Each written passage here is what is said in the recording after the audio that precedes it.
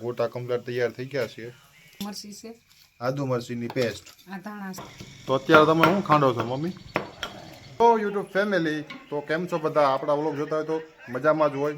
તો આજનો વ્લોગ બહુ લેટ ચાલુ કર્યો છે. એનું કારણ છે કે આજે આખો દિવસ લગ્ન પ્રસંગમાં હતા અને આજનો વ્લોગ નથી, રેસીપીનો વ્લોગ છે. તો તમને બતાવશું બધું. તો વ્લોગમાં બન્યા રહેજો. આગળ જે થશે એ તમને બધું બતાવશું. તો આપણે રેસીપીનો વ્લોગ છે આજે. બંને એટલો આ વ્લોગ શેર કરવાનો છે. ફટાફટ 1000 સબસ્ક્રાઈબર પૂરા કરવાના છે. તો ખાસ કરીને ભૂલ્યા વગર શેર કરવાનું ભૂલતા નહીં. તો આગળ આપણે મારી મમ્મીને પૂછીએ કે મમ્મી શું બનાવવાનું છે. નાખી દીધું. બટાકા ધોઈ નાખ્યા લાગે છે. બટાકા ધોઈને કમ્પ્લીટ કરીને બાફા મૂકી દીધા છે. હે ભાઈ ને ભાભી ને આજ આપણે ઘરે ખાવાનું છે. એટલે છે ને કોને? આપણા અશોકભાઈ ને આપણી બાઈ અરુણા ને ભાઈ છે ને એટલે આપણે આદર કરવો પડે વેલા હાર ઘરે. પણ આજ મોડું થઈ ગયું છે. પીઠીમાં ને એમ બેઠા હતા ને. રેસીપીનો વ્લોગ શું છે તો કયો આપણે સબસ્ક્રાઈબરને? ગોટા છે, ગોટા ચટણી અને લીંબુ. તો અત્યારે તમે શું ખાંડો છો મમ્મી? આદુ મરચી ખાંડવી છે ને ધાણા ગોટા કરવા છે ને તો એને થોડાક પટીને કરી નાખવા છે. માસીને ઘેરે ગયા ને તે માસી ઘાણકી બિચારી જાય, માસી લેતા જ છો. મેળ આવ્યો તો તે તીખા બહુ લાગે ને તે પટ્ટીમાં મોણા પડી જાય. લીંબુ એક નાખી દઈએ ને એટલે અગાઉ રાખવું પડે ઘડીક મિનિટ લીંબુ નાખી ગોટા પટ્ટીના થોડા. ફેમિલી, કામકાજ ચાલુ થઈ ગયું છે ગોટાનું અને પટીને થોડાક બનાવવા છે. મારા ભાઈ ને ભાભી સામે રહે છે, એને બી આપણે જમવા બોલાવવાના છે. તો સાથે રેસીપીનો થઈ જશે અને જમવાનું થઈ જશે. તો વ્લોગમાં બન્યા રહેજો. આગળ રેસીપીમાં હું બતાવો મેં સબસ્ક્રાઈબરને આપણા? બટેટા બફાઈ ગયા છે. હા મિત્રો, તો બટેકા બફાઈ ગયા છે અને ફોલવાનું કામકાજ ચાલુ કરી દીધું છે. ગરમ છે, ખોલવાનું કામકાજ શરૂ કરી દીધું છે. અને ચાને આપણે શેપી બધી વસ્તુ નાખી મિક્સ કરીને અને સરસની મસ્તીની લાડલી નાની હોય ને એ વડિયું ઘોડે બનાવી નાખવાનું. ફેમિલી, અત્યારે બટેકા બફાઈ ગયા છે, ફોલાઈ ગયા છે અને એમાં જે વસ્તુ નાખવાની છે બટેકા મસાલો બનાવે એમાં એ મસાલો તમને બતાવું. તો મમ્મી શું છે મસાલો? તમને બટેકાનો ચૂંદો થાય છે આ બાજુ તમને નજર કરાવું તો એની અંદર જે વસ્તુ નાખવાની છે એ તમને બધું બતાવીએ. તો શું છે મને જરાક બતાવો. આદુ મરચી છે, આદુ મરચીની પેસ્ટ. આ ધાણા છે, આ ધાણા છે, આખા ધાણા છે સુકલ, આ આખા ધાણા છે, આ મરીનો ભૂકો, આ મરીનો ભૂકો આ જીરું અને આ છે જીરું, કાંડેલું જીરું. સારું લાગે. તો હવે છે પીસવાનો આ રીતના છે પીસવાના. જય માતાજી, જય શ્રી કૃષ્ણ. લાજવાબ સરણી બનાવું.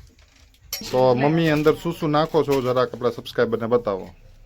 ધાણા આદુ મરચી નાખી દીધી ભાઈ. હા, આદુની પેસ્ટ નાખી દીધી અંદર. આ મરી છે, મરી નાખી દીધા. આખું જીરું, આખા ધાણા, આ હિંગ એટલે વઘાણી આપણે હમણાં નાખીએ. હવે લીંબુનો રસ તો કાઢવાનો છે, નાખવાનું અંદર લીંબુ. હા લીંબુ ખાઈ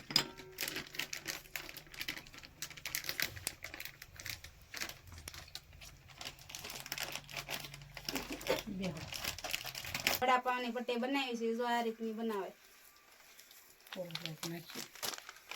તો ફેમિલી, કોરોલોટ નાખવાનો આ ટાઈપનો કોરોલોટ નાખવાનો, સ્વાદ અનુસાર લીંબુ અને બને ત્યાં સુધી લીંબુનો રસ હોય ને તો લીંબુનો રસ જ નાખવાનો, પાણી જરા કંઈ નાખવાનું નહીં.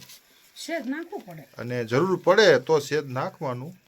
બાકી આ ટાઈપની પટ્ટી એકદમ વડાપાઉંની પટ્ટી બનતી હોય ને એ ટાઈપની પટ્ટી બનશે. આગળ તમને બતાવું છું. અત્યારે આ લોટ પટ્ટી હારે મિક્સ કરે છે લોટ, પછી આગળ તળશે ત્યારે તમને બધું બતાવું. તો ફેમિલી, અત્યારે પટ્ટી તળાઈ રહી છે. તમને બતાવું તો આ ટાઈપ એકદમ વડાપાઉં જેવી પટ્ટી થાય, એકદમ કરકરી. મેડમ વડાપાઉં જે પટ્ટી થાય ને એકદમ કરકરી. ગોટાનો મસાલો બધી વસ્તુ નાખી તો કમ્પ્લીટ થઈ ગયો છે. આવી રીતની નાની નાની અસલી ગોળીઓ વાળી સણા લોટમાં બોળી સીધા અંદર તેલમાં નાખી દેવાના. એ ગોટા તૈયાર. કેવા મમ્મી લીંબુ ગોટા? લીંબુ ગોટા ને ચટણી. તો ફેમિલી તમને બતાવું તો આ લોટ તૈયાર થઈ ગયો છે અને આ ટાઈપની ઝીણી ઝીણી ગોળીઓ કરી નાખવાની છે. અમુક લોકો મોટી કરે છે, અમારા આ રીતની ઝીણી ઝીણી કરે છે. બહુ મોટી બહુ નાની. બહુ મીડિયમ રાખવાની ગોળીઓ આ ટાઈપનો. તો આગળ તમને બતાવું તો લોટ બનાવીને ડોઈ નાખવાનો, પછી એમાં બોળીને તમને બતાવું તો આ ફેમિલી આ ટાઈપનો લોટ ડોઈ નાખવાનો અને ઝીણી ઝીણી ગોળીઓ આપણે જે બનાવી છે લોટ આ ટાઈપની બટેકાની ત્યારે તળવાનું કામકાજ ચાલુ થઈ ગયું છે. આ ટાઈપની એક ડીશ બનાવી છે અને બાકીના ગોટા અહીંયા તૈયાર થાય છે આ ટાઈપનું. તો ફેમિલી કમ્પ્લેટ ગોટા તૈયાર થઈ ગયા છે. તમને બતાવું તો અહીંયા ઘાણ કમ્પ્લેટ થઈ ગયો છે, તો તમને જરાક નજર કરાવું. આ ગોટા કમ્પ્લેટ તૈયાર થઈ ગયા છે અને એટલા બાકી છે અને આ પટ્ટીના થોડાક એટલા બાકી છે, બીજી વખત બનાવ્યા છે. અને આ કાસોટ મારી મમ્મી બતાવે છે, તમને જોવો તો એટલા ગોટા છે. 6 જણા છીએ અને એટલા ગોટા બનાવ્યા છે. તો તમને આ રેસીપી કેવી લાગી ગોટાની તો અમને કમેન્ટ કરીને જણાવજો. અને બસ આ રેસીપીનો વ્લોગ અહીંયા સુધીનો હતો. ફરી મળીશું બીજા નવા રેસીપી વાળા વ્લોગ સાથે. ત્યાં સુધી જય માતાજી, જય શ્રી કૃષ્ણ.